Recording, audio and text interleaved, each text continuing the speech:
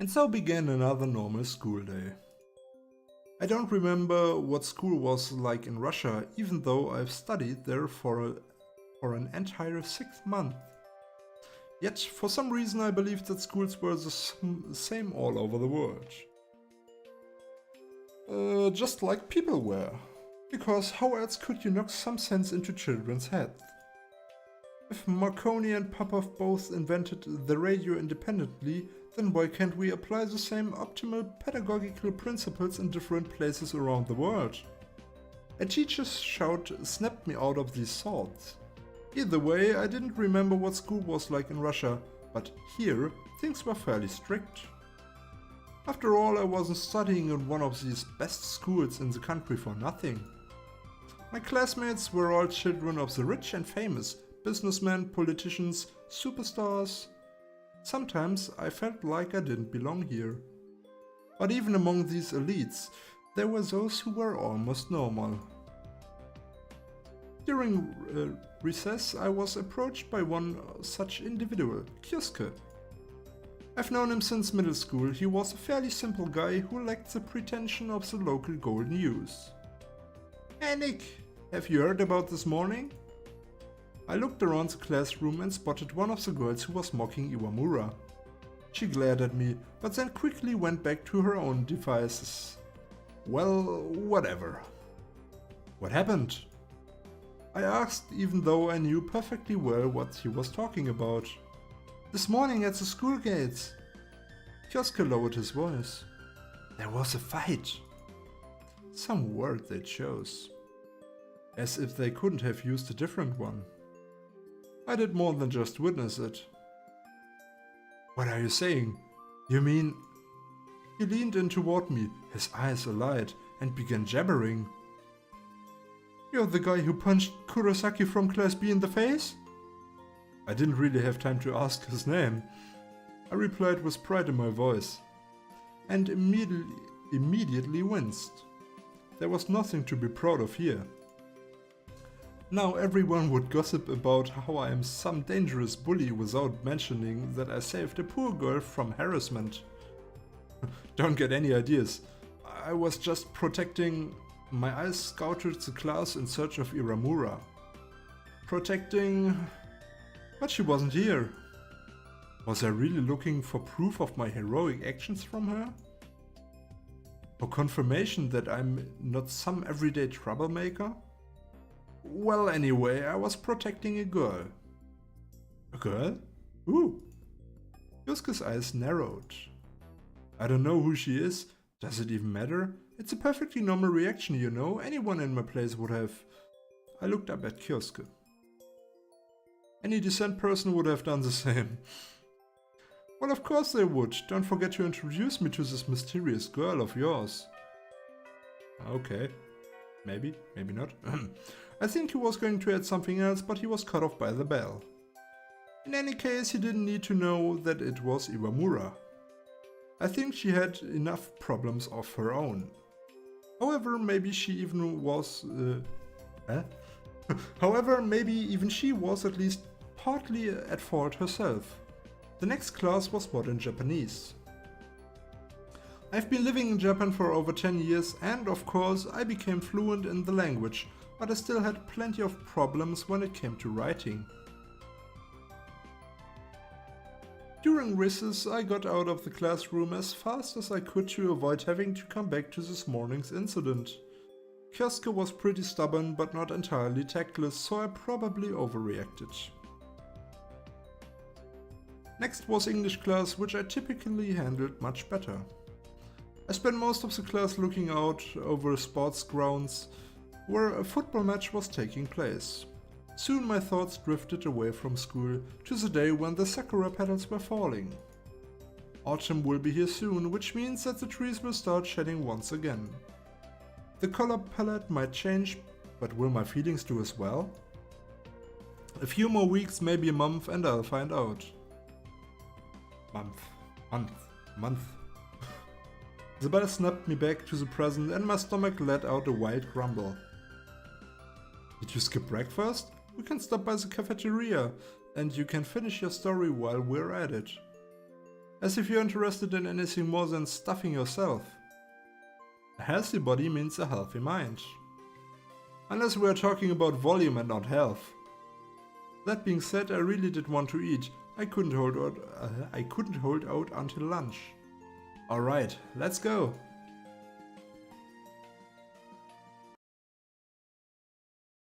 Whoops, sorry.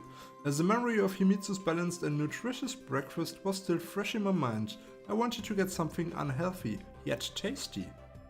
Just to spite me, everything in the school was first class, including the cafeteria, so I couldn't count on getting poisoned. I could say that the food here was comparable to the best restaurants in the world, since I haven't been to them, but it wasn't too bad, generally speaking. Moreover, there was a broad choice of European dishes on the menu, but of course, no borscht. We entered the cafeteria with Kioske unceasingly blabbering about some new magical girl anime. Can't say I was a big fan of them, but I do watch them from time to time. But my level of fanboyism is far from Kioske's as Moscow is from Tokyo. And then, bam! Something struck my sight, and something got spilled over me. A girl holding a tray appeared from behind my back. I was dripping with orange juice and she was looking at the results of her deeds in distress. Be careful! I was more frustrated than angry. She did not react in any way, instead she just continued to stare at me in surprise. She finally seemed to come to her senses. You're the one who should watch where you're going. What? I put on a dumb smile and took a step back in surprise. The girl frowned and glared at me menacingly. I said, watch where you're going, don't sleepwalk. Well, you're the one who bumped into me. Why would I bump into you? I couldn't come up with any reply to that. The girl was making no sense, but she did so with enough confidence to make you start doubting your own senses. And why would I? How should I know? You bumped into me. Alright, I won't do it again. You've convinced me. I stepped back and got ready to leave. Wait, she said quietly. You're all, what? I looked at myself. I really was in a sorry state. What do you suggest? That we shower together? Me? I wouldn't. How could you even think? The surprise and confusion on her face gave way to anger. As if she's the one who was humiliated and insulted, and I was to blame for it all. Forget about it, it's alright. Wait. Her tone was changing as often as a traffic light. Here, take this. She handed me a handkerchief. I decided not to argue. I accepted the handkerchief and was about to thank her when she snorted, turned on her heels and walked to the far end of the hall to meet her friends. What a strange girl. Nick, you... Yusuke began as I sat at our table. He inflated his nostrils and was gasping for air like a fish out of water. Don't you know who that was? No. Why? That's Ellie-sama. Sama is a Japanese honorific, used when addressing someone with the most possible respect and reverence, approximately analoged Sir, Madam. He sat and stared at me expectantly, as if waiting for me to go, Oh, Ellie-sama, that Ellie-sama? Sama who? I asked calmly. How could you not know who she is, and you claim to be a student at the school? I don't claim that. I'm just listed on the student roll. If only you paid closer attention to the things happening around you. Well, don't keep it to yourself, go on. He obviously couldn't contain himself. Kioske made himself comfortable and began in a serious tone. Ellie-sama, she's like the school queen. She has perfect grades, she's great at sports, she has medals from national sports events, even international ones. I guess that interplanetary ones were above her. People consider it an honor to meet her. You mean to get drenched by her? Yasuke paid no attention to me and continued. I would give away my whole manga collection just to get to talk with her. Your whole collection? Well, maybe half. I narrowed my eyes. Okay, a third. Alright, I understand. I guess I'll just have to wait for the police to take me away to my certain execution by scornful glares. Actually, hold on, I didn't do anything wrong here. You still don't understand. Kyosuke sighed. Although maybe they will take you away. She's the granddaughter of the chairman of our school's board of trustees after all. So what, I should apologize to her? But she's the one who bumped into me and spilled juice all over me. He sighed again and buried himself in his plate. Meanwhile, I slowly turned around and took a look in the direction of the school queen. Judging by the happy voices and laughter coming from a table, Ellie-sama had already forgotten about the incident with the lowly serf. The juice dried up pretty quickly, leaving visible yellow stains on the otherwise white shirt. I certainly didn't care about my outwards appearance, but the school had rules and such devil-may-care attitudes was frowned upon. I had to change into my sports shirt and jacket. The next class passed without incident, and then came time for lunch break. And that meant having a proper meal. Did I agree to meet with Himitsu? I actually didn't remember. I did eat lunch a mere hour ago, so I could just take a walk around the school.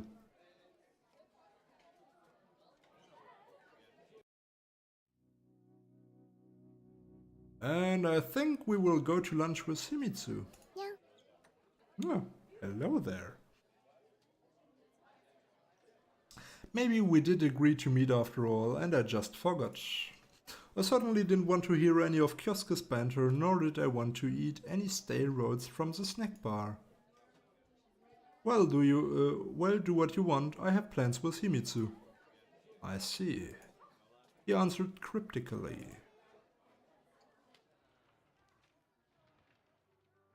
All the classes in our school seemed identical to me. Not only because they really were identical, but also because I didn't really know anyone in any of them.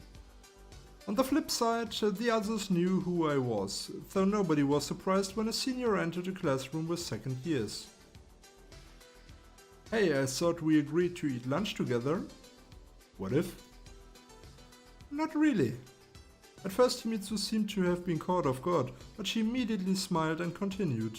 Well, maybe we did agree. Anyway, let's go.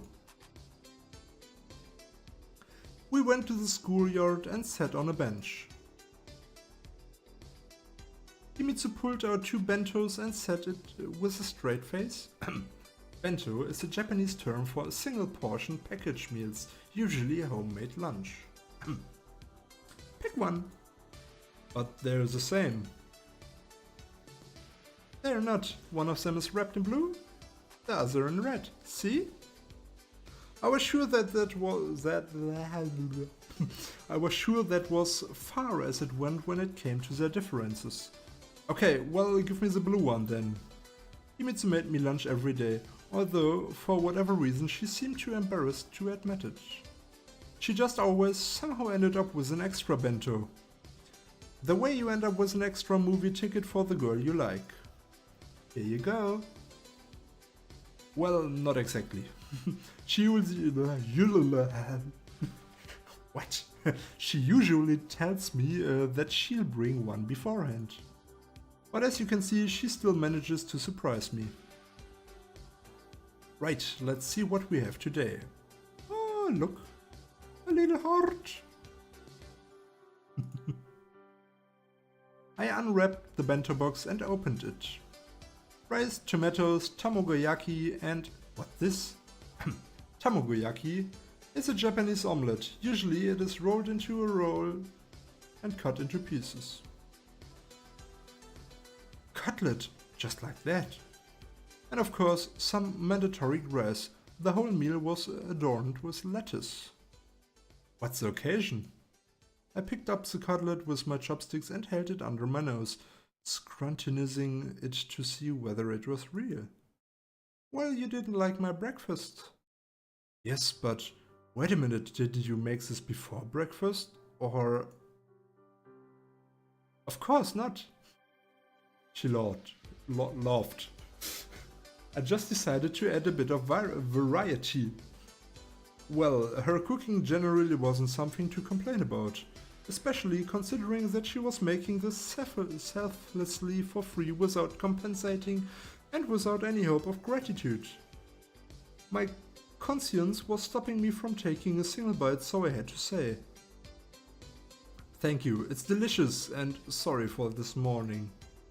I couldn't come up with a sound justification, so an apology would have to do. It's alright, I'm used to it. Himitsu started laughing again. It's even worse now. I buried myself into my bento and started eating. I still feel bad for that girl, she sighed. Who? Who? Himitsu looked at me intently. This morning, at the gates. Oh, right. Carried away by my food. Carried away by my food, I somewhat lost contact with reality. Did you talk to her in class? No, nor did I really have anything to say. I continued under Himitsu's disapproving stare. I mean, what could I say? I'm sorry that these things happened to you. By the way, how about thanking me for my wonderful rescue? You can't be that harsh, it must be hard on her. You know, she didn't really appear to be suffering. She just doesn't show it, she's used to it. Himitsu grew sad. She doesn't have to show it. I'm not asking for flowers, medals or letters of recognition. A simple thanks would do, it's not that hard. Maybe for you it isn't. Are you saying I'm wrong? I don't know. Himitsu finally smiled. In any case, I'm glad that you helped her. And yet at the time you were saying that we shouldn't get involved. I grinned. I did, but I changed my mind. Why? What did you was the right thing to do? What you did was the right thing you did to do. For some reason Himitsu began resembling a young pioneer. This comparison caused me to start laughing, which in turn made me choke. Grains of rice went flying everywhere. Now, see what you have done.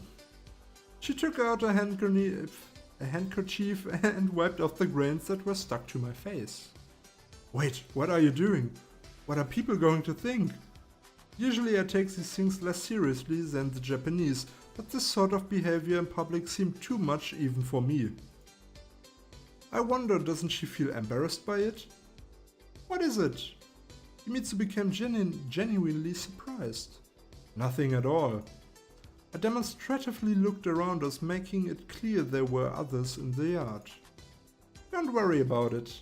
She smiled and began rewrapping the non-emptied boxes. The now empty boxes. What? My mouth didn't want to do what I want to do it to do. She smiled and began rewrapping the now emptied boxes. Boxes? Why?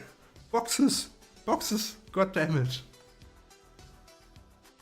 Sometimes I simply didn't understand her.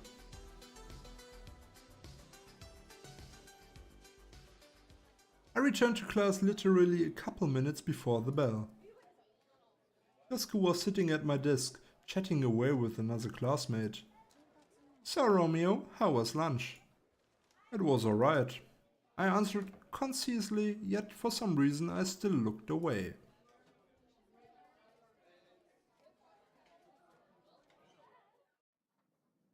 The school day was nearing its end. Tired students were already counting the minutes, but there was still one class to go. During recess, Himitsu stopped by and reminded me that we agreed to visit the news shop together after school. At first I didn't even understand what she was on about. The teacher tried in vain to restore order in class, but few students paid any attention. Many of them honestly thought that education and knowledge is important, but at least half of the blockheads were occupying seats here solely for the sake of a prestigious diploma. When the next 10 years of your life are already decided, you don't need to worry about little things like grades or qualifications. Settle down, the teacher repeated. Unfortunately, he couldn't yell at them. If you don't quiet down, then you won't know what we have in new girl in class today. That we have in new girl in class today. Instantly there was silence, broken only by a few whispers. A new student? In the middle of the year? I wonder if she's cute. I really didn't care about what was going on. I was used to the constant babble, and the arrival of a new student didn't concern me in the slightest, since I wasn't really familiar with any of the old ones in the first place. Come in. The classroom immediately became a what? The classroom immediately became a hubbub, but I was too lazy to even lift my head. I felt something hit my back. Hey. I turned around and looked at Kioske. He was sitting with his mouth agape. Who could possibly evoke such a reaction from these self-important children? I turned towards the background, and a whirlwind of crimson sakura petals blew into the classroom. Did someone really find that beautiful? But how? And why?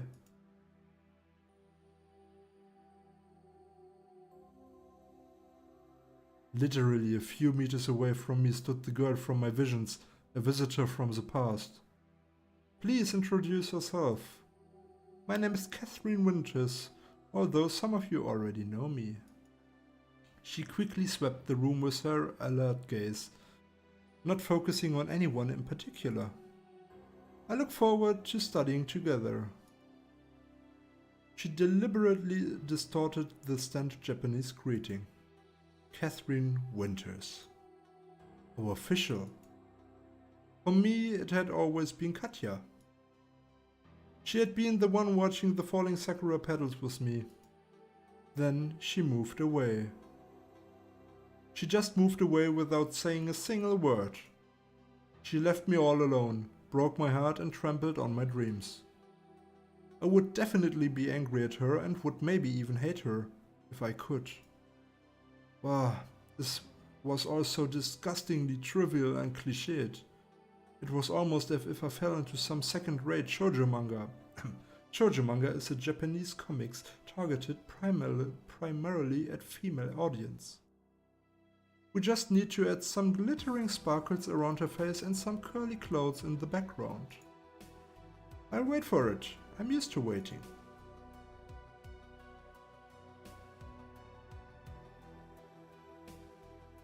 I rubbed my eyes and pinched myself. Nope, not a dream. Hey Nick, why is she back? Did you know something? Why didn't you say anything? Kioske annoyingly muttered behind my back.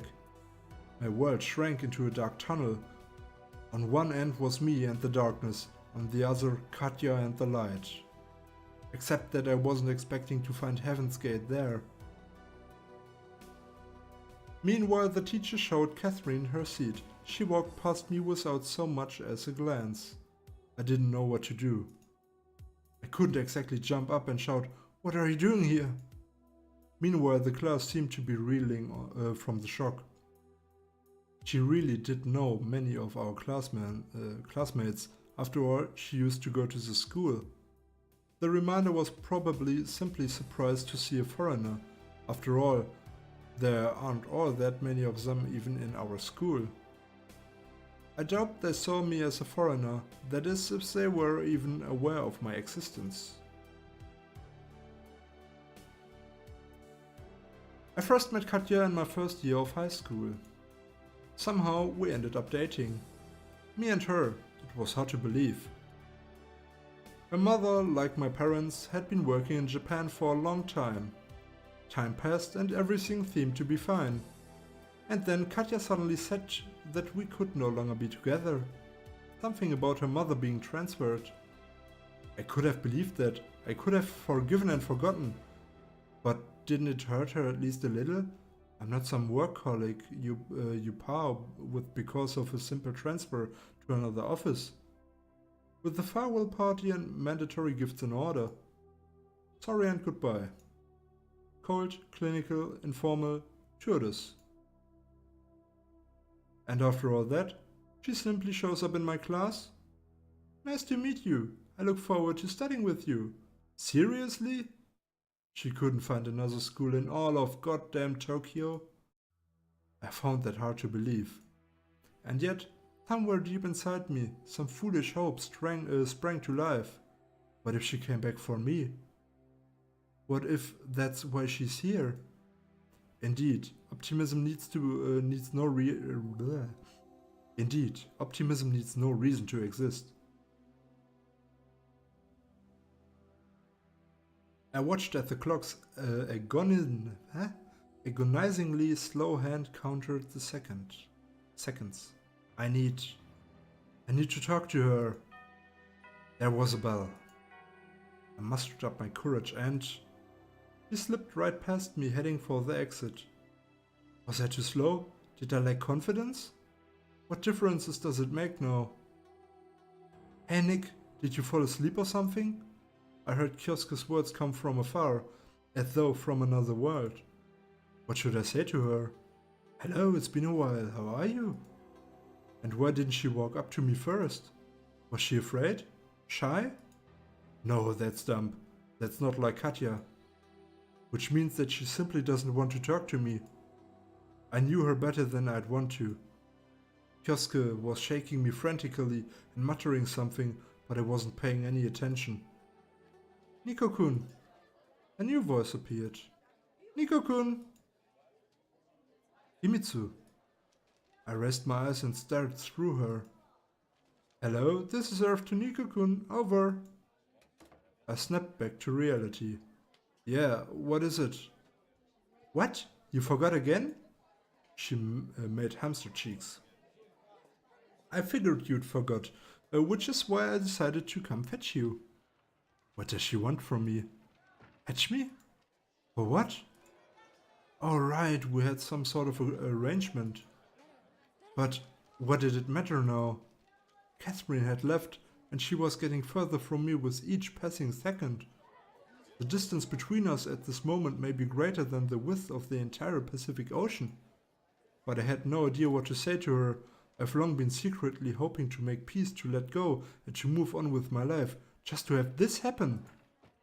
I had to make a choice. If I wanted to run after her, now was the time. Okay. And with this save point and a little bit of a cliffhanger, we'll end the stream. And I hope I will see you in the next stream or in the next week. So long. Bye bye.